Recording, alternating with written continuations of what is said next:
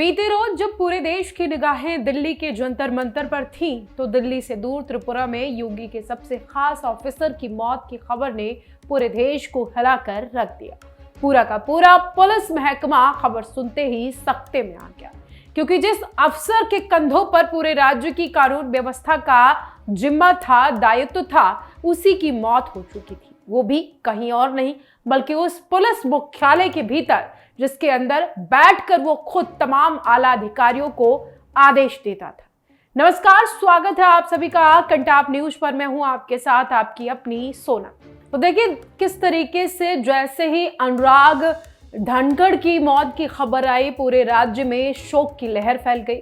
वहीं जैसे ही यह खबर मुख्यमंत्री माणिक शाह तक पहुंची, तो वो दौड़े दौड़े पुलिस मुख्यालय पहुंचे और वहां पर उन्होंने क्या कुछ कहा, ये पहले सुन लीजिए। सब जानते हो, अभी कल रिपोर्ट जो आया है रात को, तो मेडिकल कॉलेज हॉस्पिटल से जो रिपोर्ट आया है, प्रिलिमिनरी रिपोर्ट पोस्टमार्टम का, मतलब ये फांस लगाने से, गला में फांस लगाने से उनका मृत्यु हुआ है।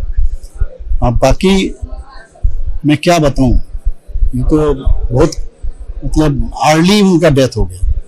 दरअसल बीजेपी शासित राज्य त्रिपुरा में सीएम माणिक शाह ने जिस तेज तर्रार आईपीएस ऑफिसर को पूरे सूबे की कानून व्यवस्था संभालने की जिम्मेदारी सौंपी, डीजीपी जैसा बड़ा पद दिया, वो न सिर्फ त्रिपुरा बल्कि यूपी में योगी आदित्यनाथ के भी खास थे। और जैसे ही उनकी मौत की खबर चारों तरफ फैली, सन्नाटा सा पसर गया, क्योंकि जिस पुलिस मुख्यालय में वो कामकाज संभालते थे, उसी पुलिस मुख्यालय के वॉशरूम में उनका शव लटकता पाया गया।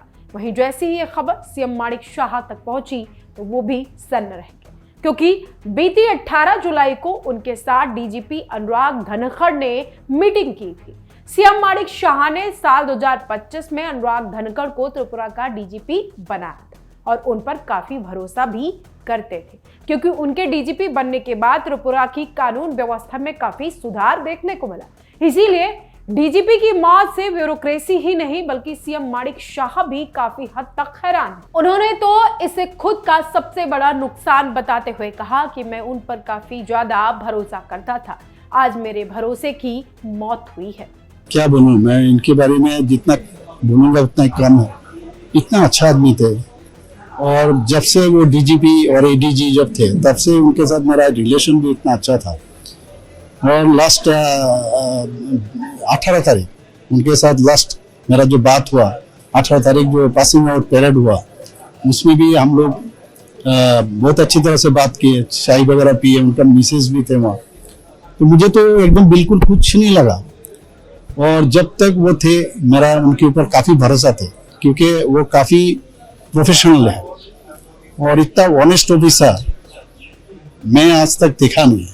और इनके साथ हमेशा कुछ कभी भी बात होता रहता है, हमेशा मैंने इतना कोर्डियली सी बात होता है, और मैं इनके ऊपर काफ़ी डिपेंड भी करता था, क्योंकि त्रिपुरा का लॉ एंड ऑर्डर जब से उन्होंने आया, आप जानते हैं पूरा देश में लॉ एंड ऑर्डर त्रिपुरा का जो पोजीशन है बहुत अच्छी जगह है। तो मैं हमेशा उनके ऊपर भरोसा करता था, जो वो है तो कुछ चिंता नहीं है। अब तक मिली जानकारी के मुताबिक अनुराग धनखड़ का अभी 11 महीने का कार्यकाल बाकी था, लेकिन इससे पहले ही उनकी मौत की खबर सामने आ गई। करीब 3 दशकों तक पुलिस विभाग में सेवा और काम करने वाले डीजीपी अनुराग धनखड़ का करियर सिर्फ त्रिपुरा तक ही सीमित नहीं, बल्कि हाई प्रोफाइल नीरव मोदी और 1984 के सिख विरोधी दंगों की जांच से भी जुड़ा माना जाता है। इन दंगों में और इस जांच में उनकी बड़ी भूमिका रही है।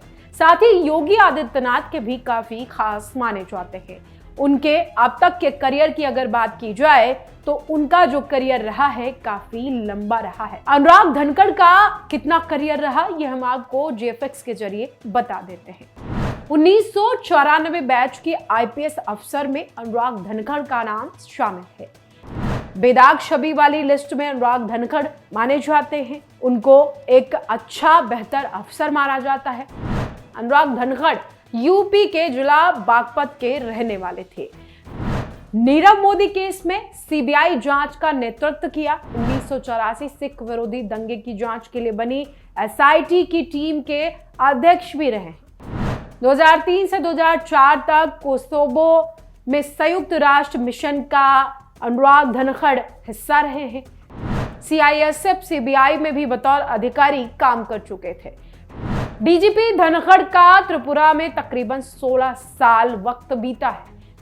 बीते साल 2025 में सीएम माणिक शाह ने अनुराग धनखड़ को डीजीपी बनाया था और अब 26 के जुलाई महीने में उनकी मौत हो जाती है। अब जान लेते हैं कि उनके परिवार में कौन कौन है। हालांकि जिस अफसर ने 3 दशकों तक पुलिस विभाग में सेवाएं दी, उनके परिवार में कौन है ये भी कयास लगाए जा रहे हैं। कहा जा रहा है कि अनुराग धनखड़ के परिवार में पत्नी और बेटा है। बेटा कनाडा में था और पारिवारिक सूत्रों के मुताबिक कुछ ही महीनों में बेटे की शादी भी होने वाली। जब तक घर में सहनाइयों की गूंज सुनाई देती, उससे पहले ही अनुराग धनखड़ की मौत हो जाती और एक खबर उनके घर तक पहुंचती है। अब मुख्यमंत्री के भरोसेमंद और एक सीनियर अफसर की मौत को लेकर तमाम तरह के सवाल भी उठ रहे हैं। आखिर अनुराग धनखड़ ने इतनी ऊंचाइयों पर होने के बाद मौत का रास्ता क्यों चुना? क्या वो किसी तरह के तनाव से गुजर रहे थे? क्या उन पर कोई सियासी दबाव था जिससे वो झेल नहीं पा रहे थे और अपनी जान देना उन्होंने बेहतर समझा? तमाम तरह के सवाल हैं। लोगों के जहन में चल रहा है कि जब इतने अच्छे पद पर व्यक्ति पहुंच चुका है, इतनी लंबी दूरी तय कर चुका है अपने करियर में, तो मौत चुनना आसान नहीं और हो सकता है इसके पीछे कई और राज हो। ऐसा क्या रहा जो योगी के सबसे भरोसेमंद अफसर ने अपनी जान देने के लिए डीजीपी मुख्यालय को चुना? यह भी सवाल एक उठ रहा है। उनकी मौत हुई ये कुछ और इशारा कर रही है।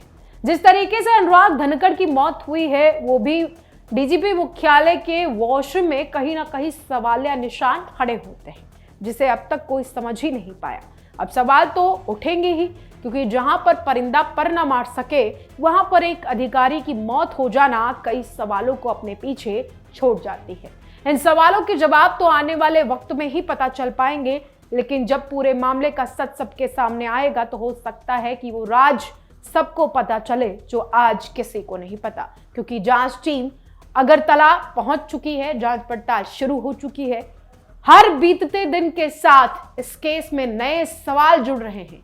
अब इस रहस्यमयी कहानी और इस रहस्यमयी मौत की अगली कड़ी उनके मोबाइल फोन, लैपटॉप और दूसरे इलेक्ट्रॉनिक्स गैजेट्स से जुड़ चुकी है। जांच एजेंसियों का मानना है कि मौत की गुत्थी सुलझाने में सबसे अहम सुराग इन्हीं इलेक्ट्रॉनिक डिवाइसेस से मिल सकती है।